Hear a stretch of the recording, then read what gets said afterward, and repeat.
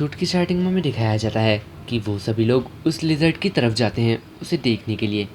और तभी डोंगफेंग शाओलिंग से कहती है, क्या तुम पहले भी किसी ऐसे लिजर्ड को मार चुके हो?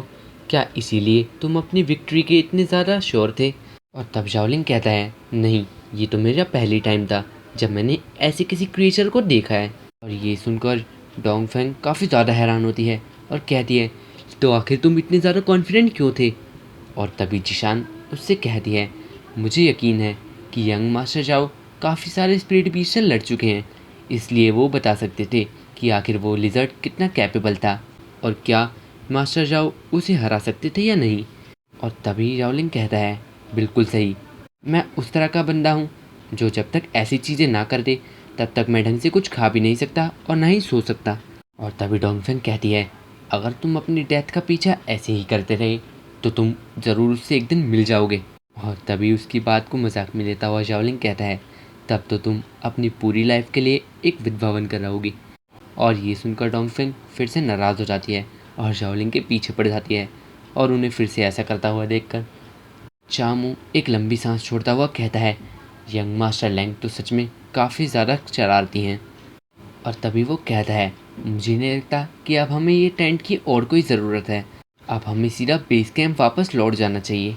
और इसके बाद हमें शाओ क्लैन का बेस कैंप दिखाया जाता है जहाँ जाओलिंग पहुँच चुका होता है। और तभी वो जाओ फूटू से कहता है, अंकल फूटू। और उसके हाथ में एक थैला भी होता है जो पूरी तरह से किसी चीज़ से भरा हुआ होता है। और जाओ फूटू उसे देखता हुआ कहता है, ज़रूर तुमने काफ़ी इम्प्रेसिव रिजल्ट पाया होगा अगर तुम इतनी जल्दी यहाँ वापस आ चुके हो। और तभी शाओलिंग उस थैले को खाली करता है और उसमें से काफ़ी सारा गोल्ड कॉइन्स निकल रहे होते हैं।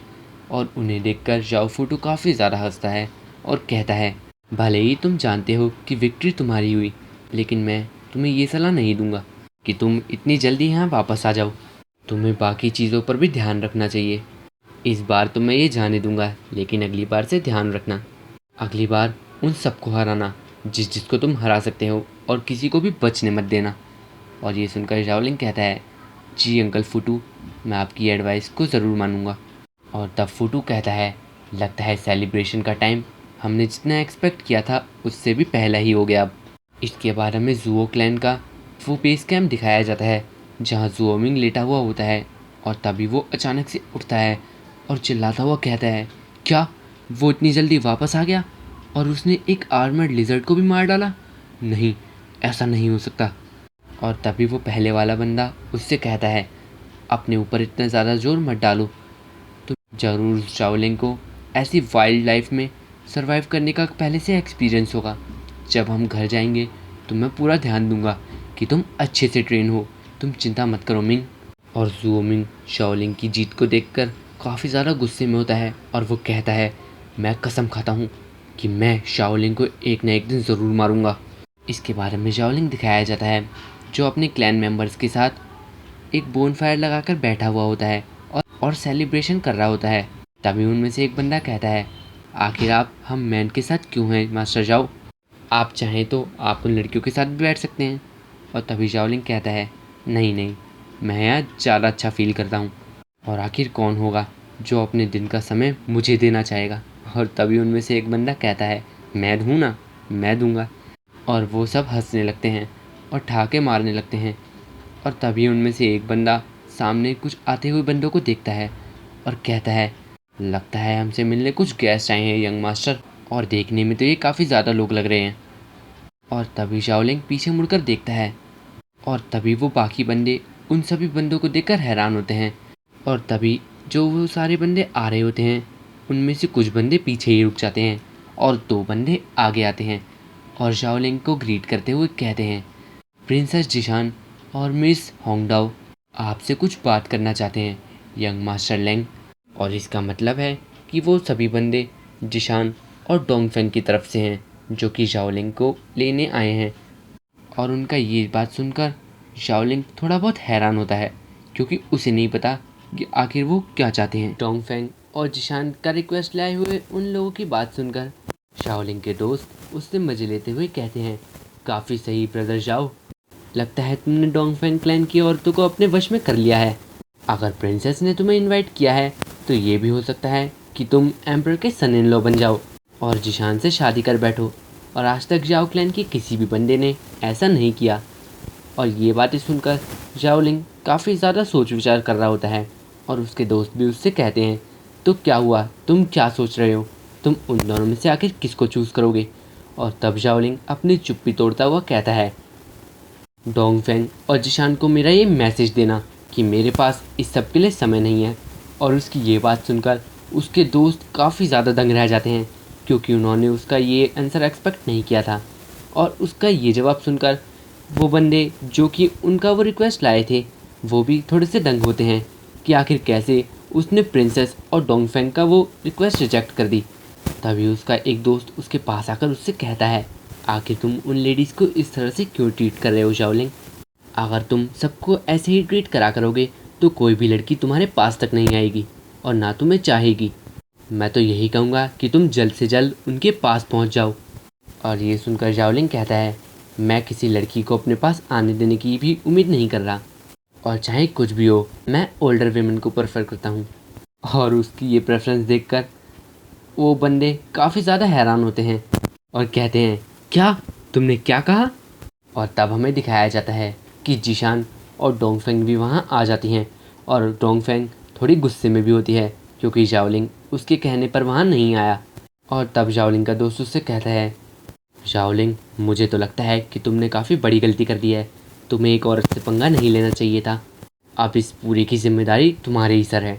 और वो उन लेडीज से कहते हैं, प्रिंसेस मिस डोंगफेंग, हम यहाँ से जाने की परमिशन चाहेंगे ताकि आप दोनों यहाँ बैठकर इस जाओलिंग से बात कर सकें। और वो जाओलिंग को छोड़कर वहाँ से निकल जाते हैं और जाओलिंग उन्हें रोकता हुआ कहता है, हे मुझे यहाँ अकेले मत छोड़ो, मुझे भी यहाँ से जाना है।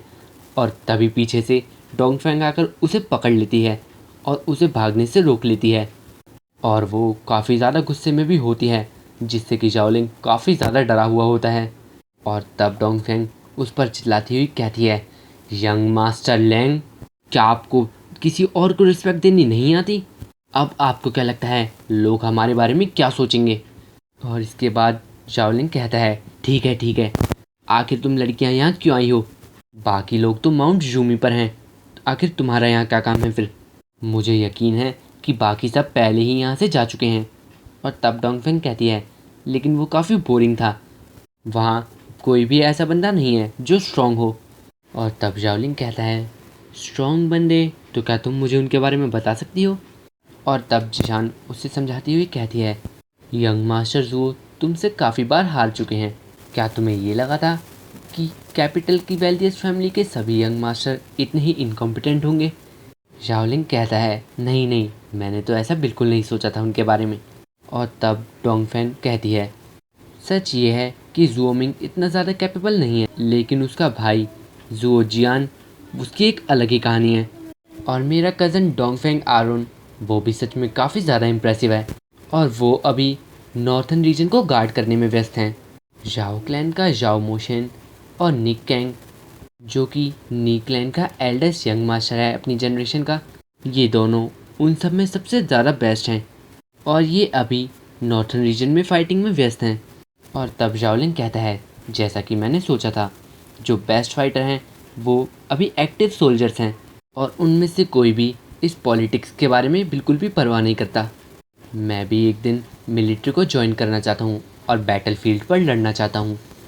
और तब डोंगफेंग कहती है, ये सच में काफ़ी आसान है, अगर तुम एक एक्सपर्ट लेवल सोल को अवेक कर लेते हो इस आने वाले सोल फेस्टिवल तक, तब तुम एक ट्रूप कैप्टन जल्दी ही बना दिए जाओगे। और तब जिशान कहती है, मैं सोल फेस्टिवल पर तुम्हारे शानदार कारनामे को देखने के लिए काफ़ी ज़्यादा बेकरार हूँ जाओलिंग, और मुझे यकीन है कि तुम उसमें काफ़ी ज़्यादा अच्छा प्रदर्शन करोगे। और जाओलिंग कहता है, हाँ मैं सच में काफ़ी शानदार प्रदर्शन करूँगा।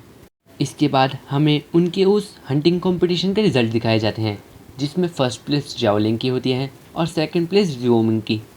और जाओलिंग और चामू उसको देखकर काफ़ी खुश होते हैं और चामू कहता है, तो हम सच में फ़र्स्ट आ गए यंग मास्टर। और जाओलिंग कहता है, हाँ जैसा कि हमने एक्सपेक्ट किया था। और चामू उससे कहता है, देर काफ़ी हो चुकी है, अब हमें भी अपना प्राइज़ क्लेम कर कर वापस जाना चाहिए, हम फिर से ज़रूर मिलेंगे जब हमें वो चांस मिलेगा। शाओलिंग भी उससे बाय कहता, मैं भी अब अपने घर जाना चाहूँगा, धन्यवाद। और इसी के साथ ये एपिसोड एंड हो जाता है।